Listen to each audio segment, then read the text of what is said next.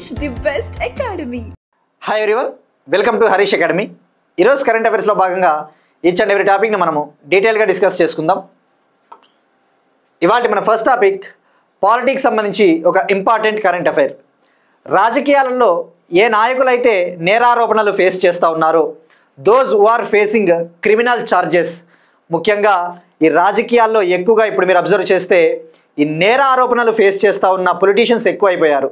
So ఆ రాజకీయాల్లో మొరాలిటీని తీసుకురావాలి, రాజకీయాలను క్లీన్ చేయాలి అని చెప్పేసి యూనియన్ గవర్నమెంటు కొన్ని కొత్త బిల్లుల్ని ప్రవేశపెట్టింది. టు డీక్రిమినలైజ్ ద పాలిటిక్స్, రాజకీయాల్లో నేరాలను లేకుండా చేయడం కోసము. ఇప్పుడు ఆ 3 కొత్త బిల్లుల్ని లోక్సభలో union home minister Amit Shah గారు ప్రవేశపెట్టారు. అయితే ఈ లోక్సభలో విపక్షాలు, ముఖ్యంగా అపోజిషన్ పార్టీలు, కాంగ్రెస్, మరికొన్ని పార్టీలు తీవ్రంగా ఆందోళన చేశాయి. దానికి ప్రధాన కారణము ఈ బిల్లులు యాంటీ ఫెడరల్ స్ఫూర్తికి విరుద్ధంగా ఉన్నాయి, అలానే అన్కాన్స్టిట్యూషనల్, రాజ్యాంగ విరుద్ధంగా ఉన్నాయని చెప్పేసి ఈ బిల్లులపైన తీవ్రంగా ప్రొటెస్టులు చేస్తే ఈ బిల్లుల్ని జాయింట్ కమిటీ ఆఫ్ ద పార్లమెంట్కి పంపించడం జరిగింది. ఈ joint committee of the parliament ఈ బిల్లుల్ని స్క్రూటినీ చేసి పరిశీలించి ఈ బిల్లుకి సంబంధించిన రిపోర్ట్ని పార్లమెంట్ వింటర్ సెషన్స్ కల్లా ఆ రిపోర్ట్ని సబ్మిట్ చేయనున్నాయి. మనం ఎగ్జామ్ పాయింట్ ఆఫ్ వ్యూ తెలుసుకోవాల్సింది ఈ బిల్లులో మనకి ఏం ప్రొవిజన్స్ ఉన్నాయి. ఫస్ట్ ఈ బిల్లు వచ్చేసి 130th కాన్స్టిట్యూషనల్ అమెండ్మెంట్ బిల్, 130వ రాజ్యాంగ సవరణ బిల్లును తీసుకురావడం జరిగింది. రాజకీయాల్లో ఎవరైతే తీవ్రమైన నేరారోపణలు ఫేస్ చేస్తూ ఉన్నారో those who are facing serious criminal charges, వాళ్ళు గనక వాళ్ళని అరెస్ట్ చేసి వాళ్ళు వరుసగా 30 రోజుల పాటు జైల్లో ఉంటే వాళ్ళు అనర్హతకు గురవుతారు. అది ప్రైమ్ మినిస్టర్ కావచ్చు, చీఫ్ మినిస్టర్ కావచ్చు, అలానే కేంద్ర మంత్రులు, యూనియన్ మినిస్టర్స్ అయినా, స్టేట్ మినిస్టర్స్ అయినా, కేంద్ర పాలిత ప్రాంతాల్లో ఉన్న మంత్రులు ఎవరైనా కావచ్చు. ఎవరిపైన అయితే క్రిమినల్ ఛార్జెస్ ఉంటాయో, ముఖ్యంగా 5 ఏళ్ళు లేదా అంతకంటే ఎక్కువ జైలు శిక్ష పడే కేసులలో వాళ్ళు అభియోగాలు, నేరారోపణలు ఫేస్ చేస్తూ ఉన్నారో వాళ్ళు గనక అరెస్ట్ అయ్యి జైళ్ళల్లో 30 రోజుల కంటే పైబడి వరుసగా 30 రోజులు లేదా అంతకంటే ఎక్కువగా జైల్లో ఉంటే వాళ్ళనిక పదవి నుంచి తొలగించడం జరుగుతుంది. అయితే ఇక్కడ పొలిటికల్ పార్టీస్, ముఖ్యంగా విపక్ష పార్టీలు ఎందుకు ప్రొటెస్టులు చేస్తూ ఉన్నాయంటే ఈ బిల్లులు అనేవి మన భారతదేశాన్ని మిడీవల్ టైమ్స్కి తీసుకుని పోతూ ఉన్నాయి. ఈ మధ్య భారత యుగంలో రాజ్ అనే అతను ఎవరినైనా తొలగించేవాడు, తనకి నచ్చని వాళ్ళని తొలగించేవాడు. సో ఈ బిల్లులు అనేవి భారతదేశాన్ని మధ్యయుగానికి తీసుకుని పోతా ఉన్నాయని చెప్పేసి లోక్సభలో రాహుల్ గాంధీ గారు విమర్శించారు.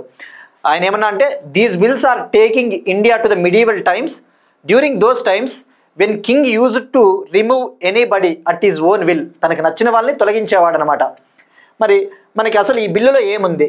130th కాన్స్టిట్యూషనల్ అమెండ్మెంట్ బిల్, గుర్తుపెట్టుకోండి, 130వ రాజ్యాంగ సవరణ బిల్లు 2025ని ప్రవేశపెట్టడం జరిగింది. 5 ఏళ్ళు లేదా అంతకంటే ఎక్కువ జైలు శిక్ష పడే కేసులో అరెస్ట్ అయ్యి 30 రోజులు వరుసగా లేదా అంతకంటే ఎక్కువ జైల్లో ఉంటే వాళ్ళని పదవి నుంచి తొలగించడం జరుగుతుంది. అయితే ఇక్కడ ఒక వెసులుబాటు కూడా ఉంది వీళ్ళకి. ఒక అడిషనల్ ప్రొవిజన్ ఏముంది అంటే వాళ్ళు అరెస్ట్ అయినప్పటికీ కూడా వాళ్ళు విడుదలైన తర్వాత ఒకవేళ వాళ్ళు గనక ఆ కేసెస్లో ముద్దాయిగా కాకోకుండా నిర్దోషిగా తేలితే మాత్రము వాళ్ళకి మళ్ళీ ఆ పదవి దక్కే అవకాశం ఉంది. మనం చూస్తూ ఉన్నాం రాజకీయాల్లో ఈవెన్ 2024లో కూడా జార్ఖండ్ చీఫ్ మినిస్టర్ హేమంత్ సోరెన్ గారు అప్పుడు అరెస్ట్ అయ్యారు. అరెస్ట్ అవ్వడానికి ముందు కొన్ని రోజుల ముందు ఆయన చీఫ్ మినిస్టర్ పదవికి రాజీనామా చేశాడు, అరెస్ట్ అయ్యాడు. మళ్ళీ అరెస్ట్ అయిన తర్వాత సీఎంగా ఎన్నికయ్యారు. అంటే ఇక్కడ మీరు గుర్తుపెట్టుకోవాల్సింది ఇది కేవలం తీవ్రమైన నేర ఆరోపణలు ఉండి ఆరోపణల మీద అరెస్ట్ అయినా కూడా ఈ బిల్లు తీసుకురావడము, ఈ బిల్లు వర్తించదగుతుంది అనమాట. ఈ బిల్లు వర్తిస్తుంది. అందుకే ఇప్పుడు విపక్ష పార్టీలు ఎక్కువగా ప్రొటెస్టులు చేస్తూ ఉన్నాయి. సో ఇక్కడ గుర్తుపెట్టుకోవాల్సింది 130వ రాజ్యాంగ సవరణ బిల్లు. ఇక దాంతోపాటు government of union territories amendment bill 2025, Jammu and Kashmir reorganisation amendment bill 2025ని మూడింటిని ప్రవేశపెట్టారు. మరి బిల్లు కింద ఒకవేళ ఈ బిల్లు కనుక చట్టరూపం దాలిస్తే కేంద్ర మంత్రుల్ని, ప్రైమ్ మినిస్టర్ని ఎవరు తొలగిస్తారు అనేది మనం తెలుసుకోవాలా. ఈ బిల్లు చట్టరూపం దాలిస్తే ప్రధానమంత్రిని, యూనియన్ మినిస్టర్స్ని రిమూవ్ చేసే అధికారం, తొలగించే అథారిటీ, రిమూవ్ చేసే అథారిటీ ప్రెసిడెంట్కి ఉంటుంది. ఇక స్టేట్ లెవెల్లో అయితే చీఫ్ మినిస్టర్స్ అలానే రాష్ట్ర మంత్రుల్ని తొలగించే అధికారము గవర్నర్కు ఉంటుంది.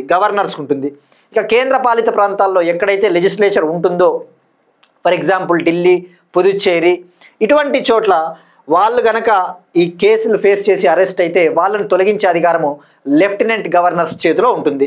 సో మనకి ఈ పాయింట్లు గుర్తుపెట్టుకుంటే సరిపోతుంది. సో ఇక్కడ గుర్తుపెట్టుకోవాల్సింది 130th కాన్స్టిట్యూషనల్ అమెండ్మెంట్ బిల్ దేనికి సంబంధించింది అంటే దీనికి సంబంధించింది.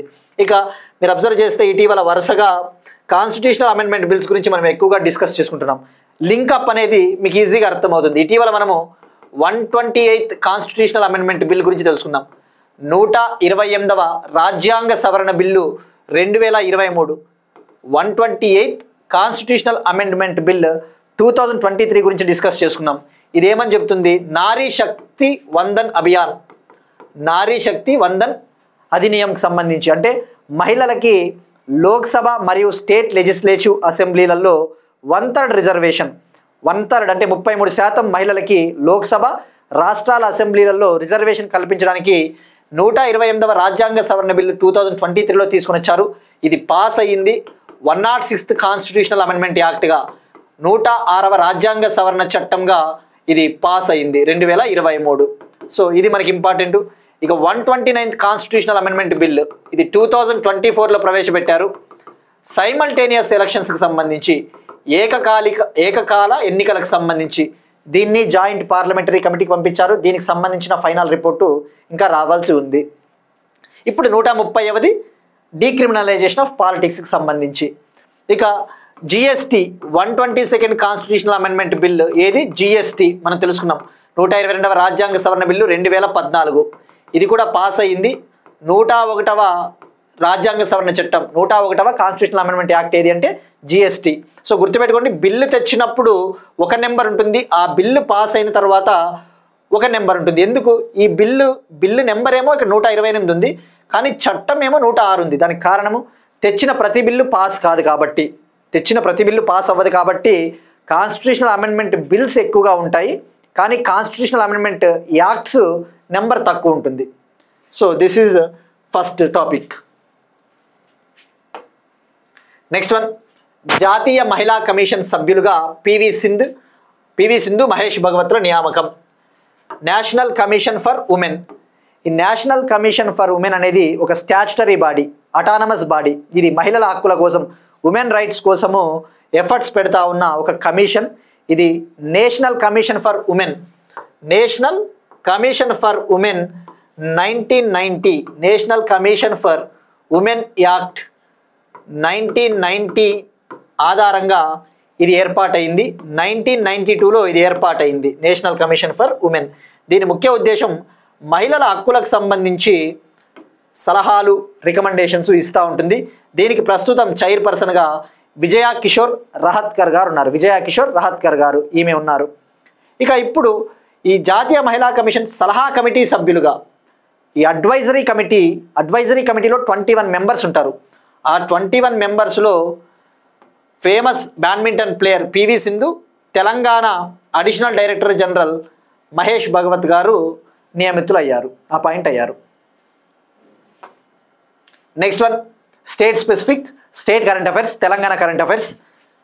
నా పుస్తకం నా కథ పేరుతో రీడింగ్ క్యాంపెయిన్ని నేటి నుంచి తెలంగాణ విద్యాశాఖ డిపార్ట్మెంటు లాంచ్ చేసింది. సెప్టెంబర్ 8న ఎవ్రీ ఇయర్ మనము ప్రపంచ అక్షరాస్యత దినోత్సవంగా సెలబ్రేట్ చేసుకుంటాం, ఇంటర్నేషనల్ లిటరసీ డేగా. సో ఈ పిల్లలలో, ముఖ్యంగా ఈ పాఠశాలల్లో చదువుతా ఉన్న స్టూడెంట్లలో ఈ రీడింగ్ హ్యాబిట్ని, ఈ పఠన ఆసక్తిని పెంపొందించడం కోసము తెలంగాణ గవర్నమెంటు ఇవాల్టి నుంచి నా పుస్తకం నా కథ అనే ఒక క్యాంపెయిన్ని స్టార్ట్ చేసింది. ఈ క్యాంపెయిన్ని room to read India trust సహకారంతో, with the collaboration of room to read India trust సహకారంతో ఈ కార్యక్రమాన్ని ప్రారంభించింది. ఇక ఇది సెప్టెంబర్ 8 అంతర్జాతీయ అక్షరాస్యత దినోత్సవం వరకు కంటిన్యూ కాబోతా ఉంది. Next one, again Telangana current affair. మరో 11 కొత్త జిఐ ట్యాగుల కోసం తెలంగాణ గవర్నమెంటు కసరత్తు చేస్తూ ఉంది. జియోగ్రఫికల్ ఇండికేషన్ ట్యాగ్, భౌగోళిక గుర్తింపు. దీని ముఖ్య ఉద్దేశం ఏంటి? First of all GI tags అంటే ఏ ప్రాంతంలో అయితే ఒక ఫేమస్ ప్రోడక్ట్ ఉందో, ఫర్ ఎగ్జాంపుల్ ఏదైనా ఒక ప్రాంతంలో ఒక ప్రముఖమైన agricultural product, famous agricultural product కావచ్చు, లేదంటే ఫర్ ఎగ్జాంపుల్ తిరుపతి లడ్డు, లేదంటే హైదరాబాద్ హలీం, వెస్ట్ బెంగాల్ డార్జిలింగ్ ప్రాంతంలో పండే డార్జిలింగ్ టీ, ఇటువంటివి ఏంటంటే వీటికి ఒక సిగ్నిఫికెన్స్, ఒక ప్రాముఖ్యత ఉంటుంది. ఎందుకంటే ఆ రీజియన్లో ఇవి పండుతాయి, అవి చాలా క్వాలిటీ ఉంటాయి అన్నమాట. వాటి టేస్ట్ కావచ్చు, వాటి క్వాలిటీ చాలా అత్యద్భుతంగా ఉంటుంది. సో ఈ క్వాలిటీని పెంపొందించాలి అని చెప్పేసి జనరల్గా ప్రోడక్ట్స్కి జిఐ ట్యాగులు ఇవ్వడం జరుగుతుంది. ఇండియాలో జిఐ ట్యాగులకు సంబంధించి, ఈ భౌగోళిక గుర్తింపులకు సంబంధించి ఒక చట్టం ఉంది, GI of goods act 1999. GI of goods act 1999, భౌగోళిక గుర్తింపుల చట్టము 1999. ఈ చట్టము 2003 నుంచి అమల్లోకి వచ్చింది. 2003, 2004 ఆ మధ్యలో అమల్లోకి వచ్చింది. దీని కింద ఇండియాలో భౌగోళిక గుర్తింపు పొందిన ఫస్ట్ ప్రోడక్ట్ వెస్ట్ బెంగాల్లోని డార్జిలింగ్ టీ. మరి బెనిఫిట్స్ ఏంటి? ఈ జిఐ ట్యాగ్ రావడం వల్ల ఇందాక చెప్పినట్టు ఆ ప్రాంతం యొక్క టూరిజం కూడా పెరుగుతుంది. ఆ ప్రాంతంలో టూరిజం పెరుగుతుంది, ఎందుకంటే ఆ ప్రాంతంలో పండుతున్నాయని చెప్పేసి ప్రజలు వచ్చి విజిట్ చేస్తారు. It helps in increasing the tourism of that region. అలానే it helps in fetching more income to the manufacturers or agricultural farmers. ఆ జిఐ ట్యాగ్ లభించడం వల్ల ఆ ప్రాంత రైతులకు కావచ్చు, లేదంటే ఆ ప్రాంతంలో వాటిని తయారు చేస్తున్న వాళ్ళకి అదనపు ఇన్కమ్, అదనపు ఆదాయం వస్తుంది, ఎందుకంటే వాటి క్వాలిటీ కూడా బాగుంటుంది. అలానే నకిలీ ఉత్పత్తుల్ని ఉత్పత్తి చేయకోకుండా ఈ జిఐ ట్యాగ్ హెల్ప్ అవుతుంది. It helps in kerbing fake products. మరి జిఐ ట్యాగ్ల విషయానికి వస్తే, జిఐ ట్యాగ్ని ఇచ్చేది ఏది? చెన్నైలో జిఐ ట్యాగ్స్ రిజిస్ట్రీ అని ఉంటుంది, భౌగోళిక గుర్తింపుల రిజిస్ట్రీ. చెన్నై తమిళనాడులో జిఐ ట్యాగ్ రిజిస్ట్రీ. ఆ రిజిస్ట్రీకి దరఖాస్తు చేసుకుంటే, అప్లికేషన్ పెట్టుకుంటే అది జిఐ ట్యాగ్ ఇవ్వాలా వద్దని చెప్పేసి డిసైడ్ చేస్తుంది. ఇక ఇండియాలో అత్యధికంగా జిఐ ట్యాగులు ఉన్న రాష్ట్రం UP, highest GI tag owned state Uttar Pradesh. ఇక తెలంగాణలో ఓవరాల్గా ఇప్పటి వరకు 17 ప్రోడక్ట్స్కి జిఐ ట్యాగులు ఉన్నాయి. ఆల్రెడీ ఇటీవలనే వరంగల్ చపాటా మిర్చికి కూడా జిఐ ట్యాగ్ వచ్చింది.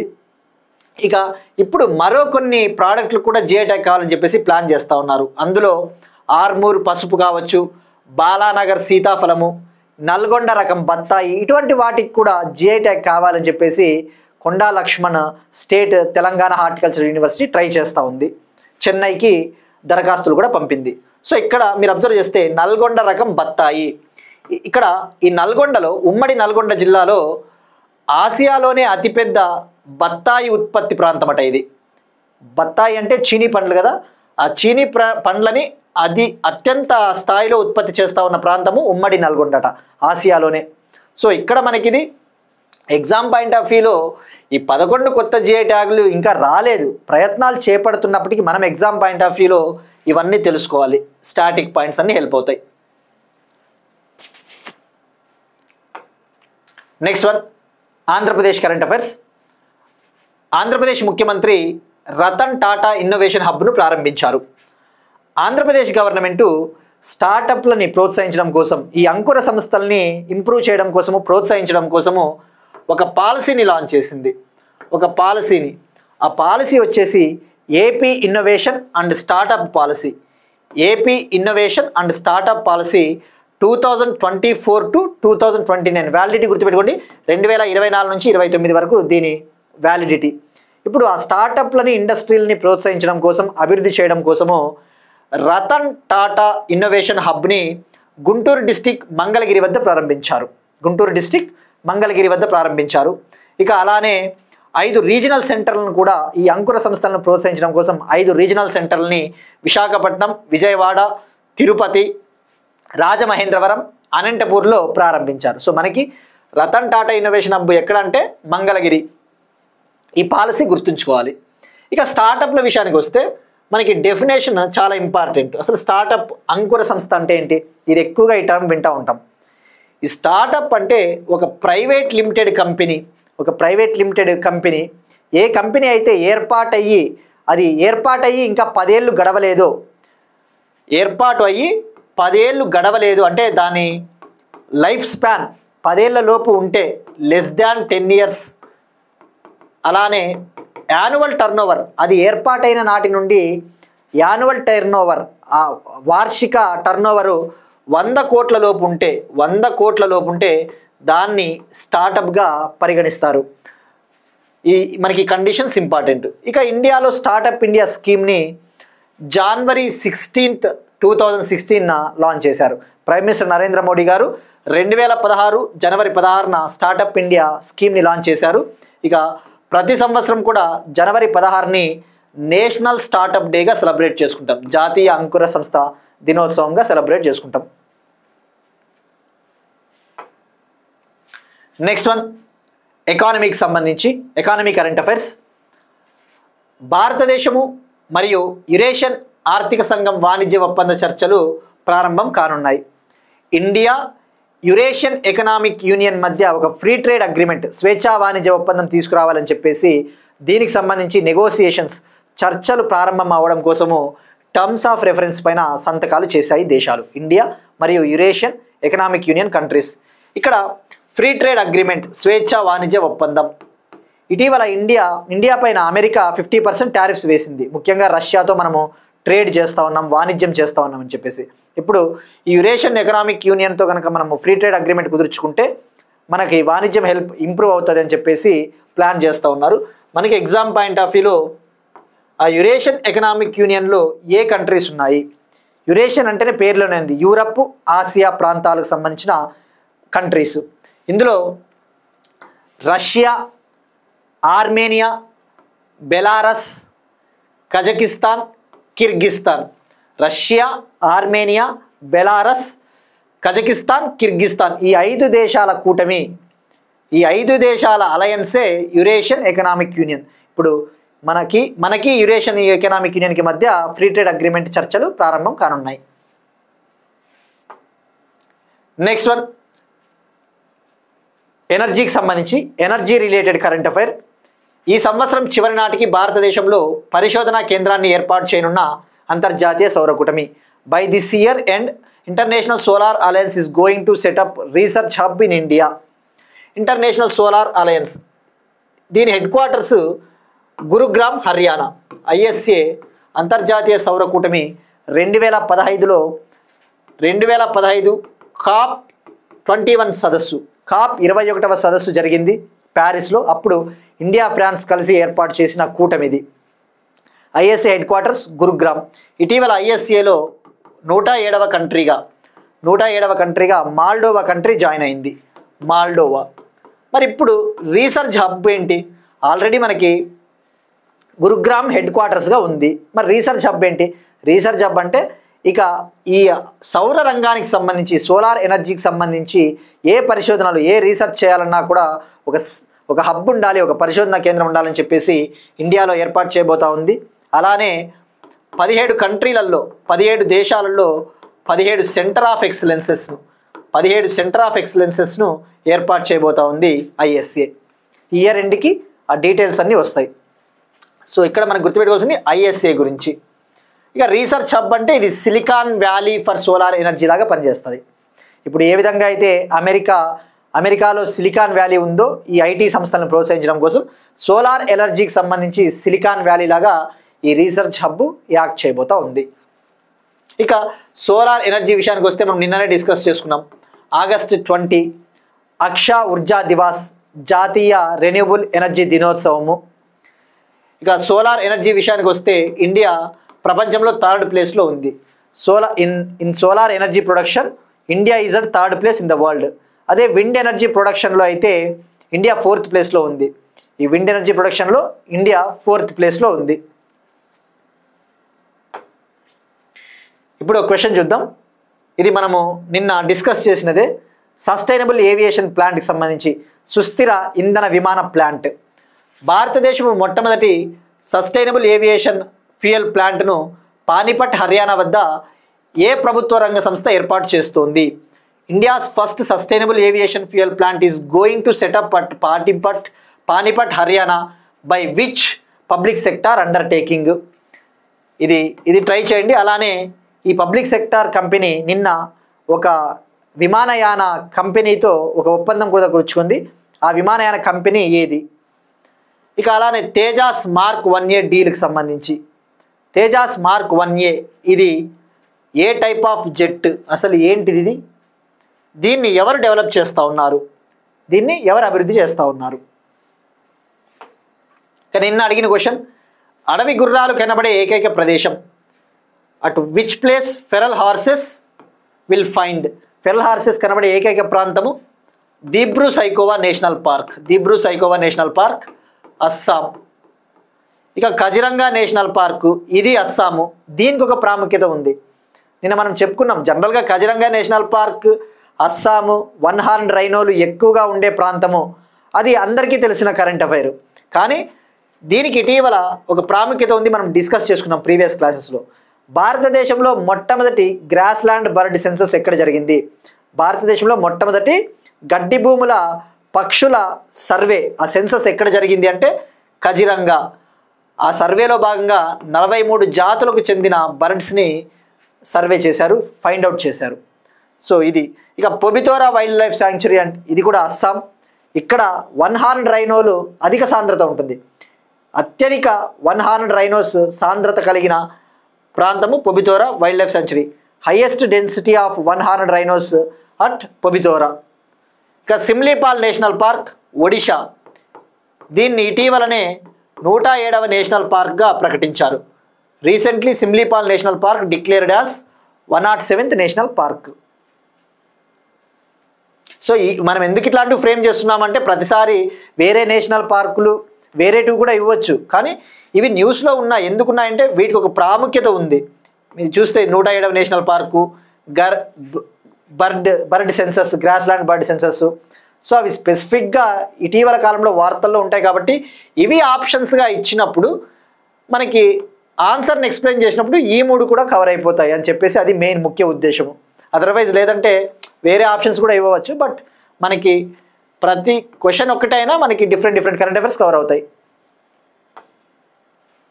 నెక్స్ట్ వన్, సైన్స్ అండ్ టెక్నాలజీకి సంబంధించి ఒక కరెంట్ అఫైర్. భారతదేశంలో satellite based internet services provide చేయడం కోసం, ఇండియాలో ఉపగ్రహ ఆధారిత ఇంటర్నెట్ సేవలు అందించడం కోసం ఎలాన్ మస్క్కు చెందిన space X company Starlink internet సేవలను ప్రవేశపెడతా ఉంది. ఇప్పుడు ఈ స్టార్లింక్ ఇండియాలో కస్టమర్లకి ఇంటర్నెట్ సేవలు అందించడం కోసము ఎవరికి అందించాలి అని చెప్పేసి కేవైసీ ధృవీకరణ చేయాల్సి ఉంటుంది. నో యువర్ కస్టమర్ వెరిఫికేషన్ చేయవలసి ఉంటుంది, ఎవరికి అందించాలి ఇంటర్నెట్ సేవలు అని చెప్పేసి. ఇప్పుడు ఆ నో యువర్ కస్టమర్ వెరిఫికేషన్ కోసము స్టార్లింక్ యుఐడిఏఐకు చెందిన ఆధార్ సేవలను వినియోగించుకుపోతూ ఉంది. UIDAI, unique identification authority of India, దీంతో ఒక ఒప్పందం కుదుర్చుకునింది. ఇక నుంచి భారతీయ వినియోగదారులను వెరిఫై చేయడం కోసము ఆధార్ని ఉపయోగించనుంది స్టార్లింక్. ఇక్కడ తెలుసుకోవాల్సింది, స్టార్లింక్ ఎలాన్ మస్క్కు చెందిన కంపెనీ. ఇది ఏం చేస్తుంది అంటే లోయర్ ఆర్బిట్లో, తక్కువ భూకక్ష పరిధిలో శాటిలైట్లను డిప్లాయ్ చేయడం ద్వారా, ఏర్పాటు చేయడం ద్వారా కస్టమర్లకి శాటిలైట్ ఆధారిత ఇంటర్నెట్ సేవలు ఏ ప్రాంతంలో ఉన్నా, ఏ మారుమూల ప్రాంతంలో ఉన్నా కూడా అందిస్తుంది. ఇక దీనికి ఇటీవలనే డిపార్ట్మెంట్ ఆఫ్ టెలికమ్యూనికేషన్ నుంచి, మినిస్ట్రీ ఆఫ్ కమ్యూనికేషన్ కింద ఉండే డిపార్ట్మెంట్ ఆఫ్ టెలికాం లైసెన్స్ కూడా జారీ చేసింది. ఇక ఇండియాలో ఆల్రెడీ EU టెల్సాట్కు చెందిన వన్ వెబ్, అలానే జియో కమ్యూనికేషన్, రిలయన్స్ ఇండస్ట్రీస్, జియో, ఈ 2 కంపెనీలకు కూడా ఆల్రెడీ లైసెన్స్ వచ్చింది ఈ శాటిలైట్ ఇంటర్నెట్ సేవలు ప్రవేశపెట్టడం కోసం. ఇప్పుడు స్టార్లింక్ 3వది. గుర్తుపెట్టుకోండి, EU టెల్సాట్ దీని హెడ్ క్వార్టర్స్ వచ్చేసి లండన్లోను, యూకేలోనూ ఉంటుంది, ఫ్రాన్స్లోనూ ఉంటుంది దీని head quarters.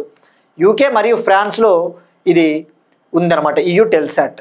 So OneWeb అనేది కూడా internet services, satellite internet services. Next one, డిఫెన్స్కి సంబంధించిన కరెంట్ అఫైర్, నేషనల్ సెక్యూరిటీకి సంబంధించి. అగ్ని 5 బ్యాలిస్టిక్ మిస్సైల్ని సక్సెస్ఫుల్గా టెస్ట్ చేయడం జరిగింది. ఇంటిగ్రేటెడ్ టెస్ట్ రేంజ్ ఒడిషాలోని చాందీపూర్ వద్ద ఉన్న ఇంటిగ్రేటెడ్ టెస్ట్ రేంజ్ నుంచి అగ్ని 5 బ్యాలిస్టిక్ మిసైల్ని సక్సెస్ఫుల్గా టెస్ట్ చేశారు. ఇక్కడ అగ్ని 5 అనేది ఇంటర్మీడియట్ రేంజ్ బ్యాలిస్టిక్ మిస్సైల్. దీన్నే ఇంటర్ కాంటినెంటల్ బ్యాలిస్టిక్ మిసైల్ అంటారు. ఇంటర్కాంటినెంటల్ బ్యాలిస్టిక్ మిసైల్ అంటే ఏంటి? దీని రేంజ్ ఎక్కువ, ఒక ఖండంలో లాంచ్ చేస్తే ఇంకో ఖండంలోకి కూడా వెళ్ళేంత రేంజ్ ఉంటుంది దీనికి. దీని రేంజ్ 5000 నుంచి 5500 కిలోమీటర్లు ఉంటుంది. It's range is around 5000 kilometres.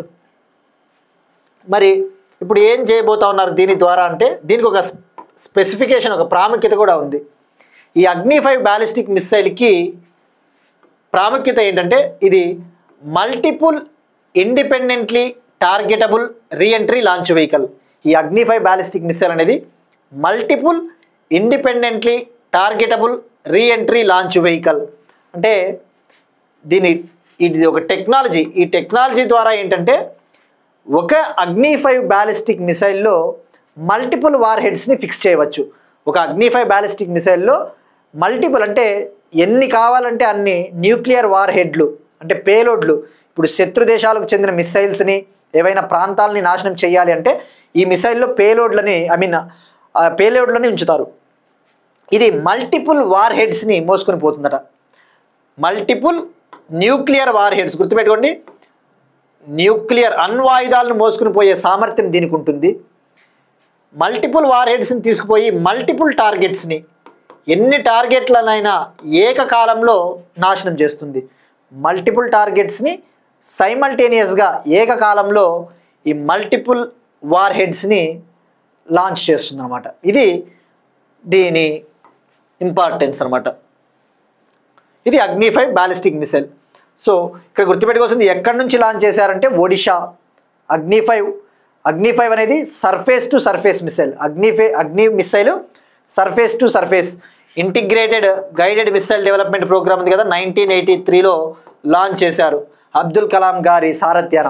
ఇందులో భాగంగా Prithvi short range surface to surface missile, Agni intermediate range surface to surface missile, ఆ తర్వాత Trishul short range surface to air missile, Akash medium range surface to air missile, Nag third generation anti tank missile.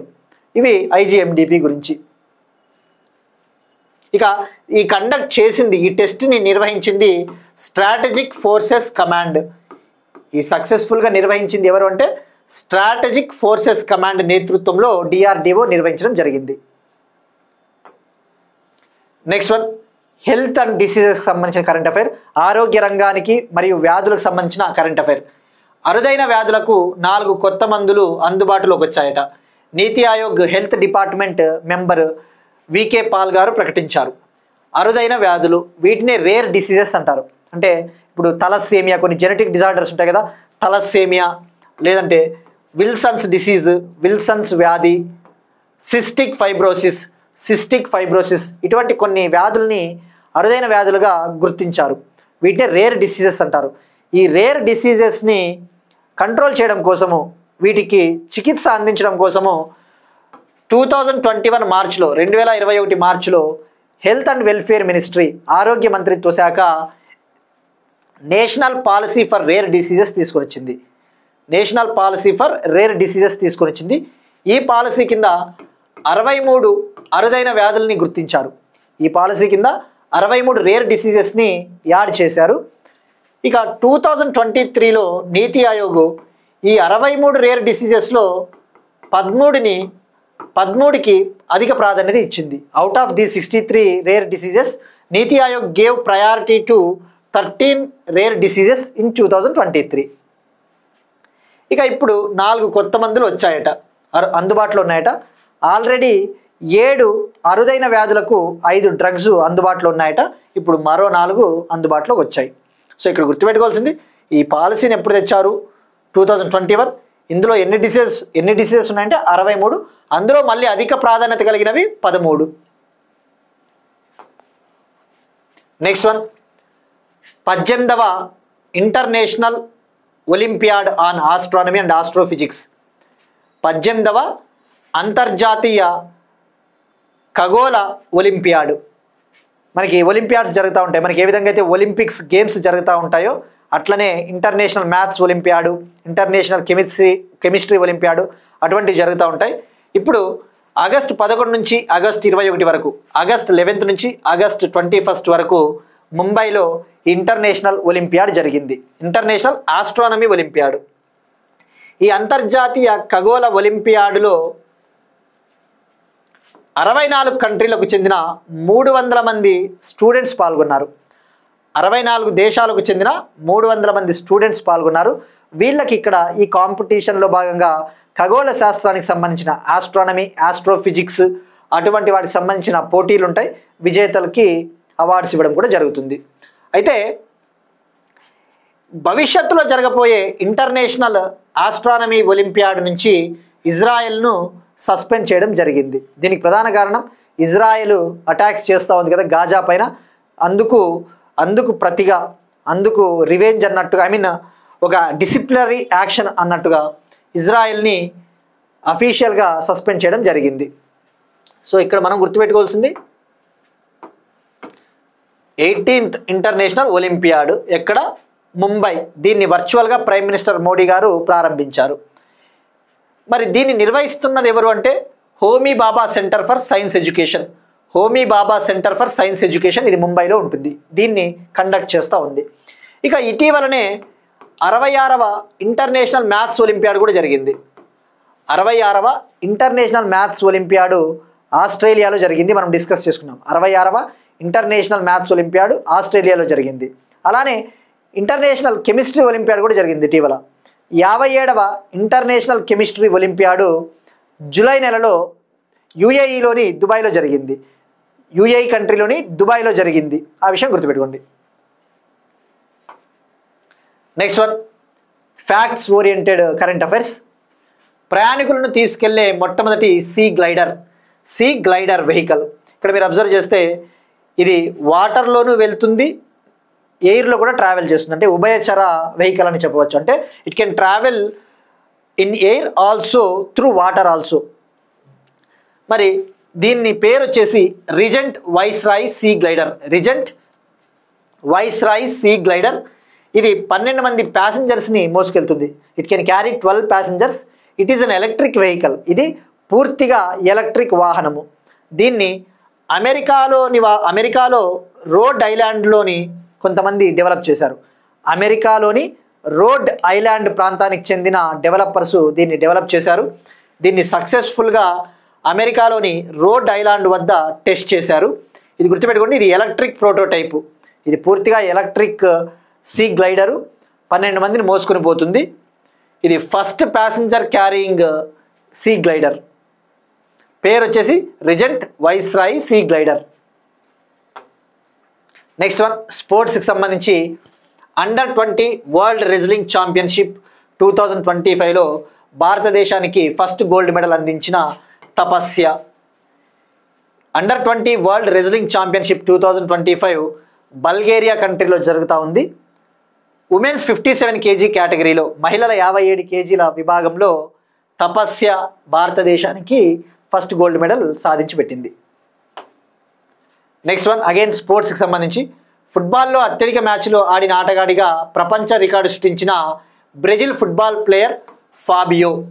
ఈయన Brazil football goal keeper.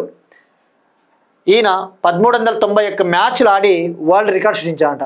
ఓవరాల్గా 1391 football మ్యాచ్లు ఆడి world record. ఇంతకుముందు గతంలో ఇంగ్లాండ్కు చెందిన football goal keeper Peter షిల్టర్ అనే ఆయన 1390 ఫుట్బాల్ మ్యాచ్లు ఆడాడు. ఇప్పుడు ఆ రికార్డుని ఈయన తిరగరాశాడు. సో ఇక్కడ గుర్తుపెట్టుకోవాల్సింది, ఫుట్బాల్ మ్యాచెస్ అంటే అన్ని రకాల football matches, club matches, international matches అన్నీ కూడా వస్తాయి. నెక్స్ట్ వన్, అగైన్ స్పోర్ట్స్కి సంబంధించి Asian shooting championships. Asian shooting championships tournament కజకిస్తాన్లోని షిమ్కెంట్, కజకిస్తాన్ కంట్రీలోని షిమ్కెంట్ అనే ప్రాంతంలో స్టార్ట్ అయింది. ఆగస్ట్ 16 నుంచి ఆగస్ట్ 30 వరకు జరుగుతూ ఉంది. ఇది 16వ ఎడిషన్. ఇందులో భారతదేశానికి మెన్స్ స్కీట్ విభాగంలో, ఇండియాకి పురుషుల స్కీట్ విభాగంలో అనంతజీత్ సింగ్ నరుక గోల్డ్ మెడల్ సాధించి పెట్టాడు. సో మనకి ఇక్కడ ఎగ్జామ్ పాయింట్ ఆఫ్ వ్యూలో కొన్నిసార్లు స్పోర్ట్స్ చదివేటప్పుడు ఎలా అడుగుతాడంటే మనకి ఈ వెన్యూ గుర్తుండాలి. ఎక్కడ జరుగుతూ ఉంది ఏషియన్ షూటింగ్ ఛాంపియన్షిప్ అంటే కజకిస్తాన్. ఇది ఎన్నవ ఎడిషన్ అంటే 16వ ఎడిషన్. మనకి ఒకవేళ స్టేట్మెంట్స్ ఇచ్చినా హెల్ప్ అవుతాయి. ఇవి ఇవాళ కరెంట్ అఫైర్స్. మనం ఒకసారి క్విక్గా రీక్యాప్ చూద్దాం.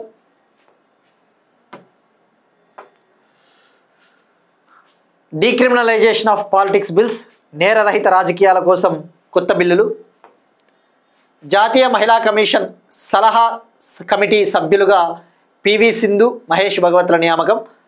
సో గుర్తుపెట్టుకోండి, అడ్వైజరీ కమిటీ బోర్డు మెంబర్స్ కాదు, అడ్వైజరీ కమిటీలో ఉంటారు వీళ్ళు. నా పుస్తకం నా కథ రీడింగ్ క్యాంపెయిన్ తెలంగాణ. మరో 11 కొత్త జిఐ ట్యాగుల కోసం తెలంగాణ కసరత్తు.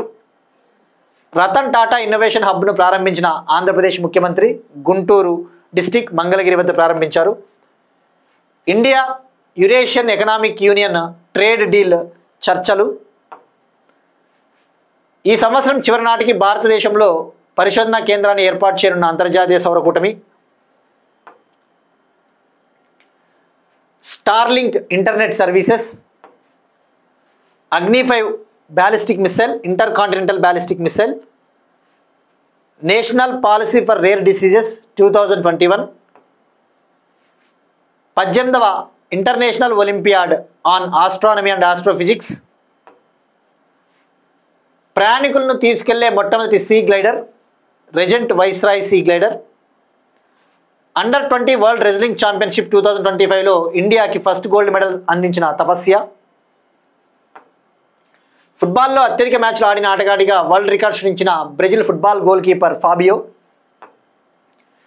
ఆసియన్ షూటింగ్ ఛాంపియన్షిప్లో మెన్స్ స్కీట్ విభాగంలో గోల్డ్ మెడల్ అందించిన Anantjeet Singh Naruka. That's it. These are today's current affairs. Will meet you again tomorrow and thank you everyone.